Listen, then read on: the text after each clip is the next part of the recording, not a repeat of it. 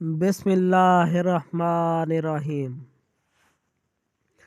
حضرت داؤد علیہ السلام کی عدالت میں دو شخص حاضر ہوئے۔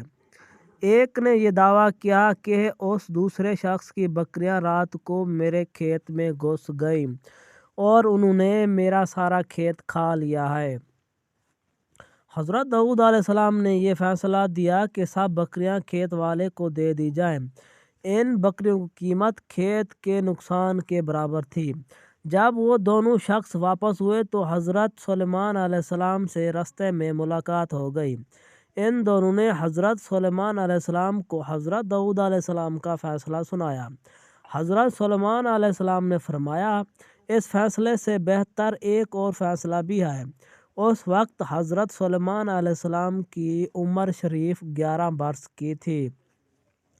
حضرت داؤد علیہ السلام جو حضرت سلیمان علیہ السلام کے والد تھے، جب آپ نے اپنے صاحبزادے کی یہ بات سنی تو حضرت سلیمان علیہ السلام کو بلا کر دریافت فرمایا کہ وہ کون سا فیصلہ ہے جو میرے فیصلے سے بہتر ہے۔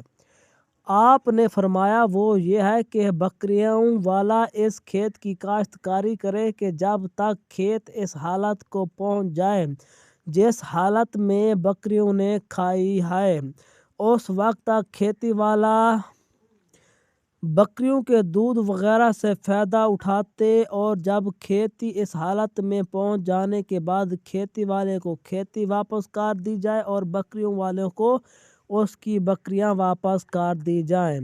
یہ فیصلہ حضرت داؤد علیہ السلام کو بھی پسند آیا۔ سبق: اللہ کے نبی جو بھی فیصلہ کرتے ہیں وہ برحق اور صحیح ہوتا ہے۔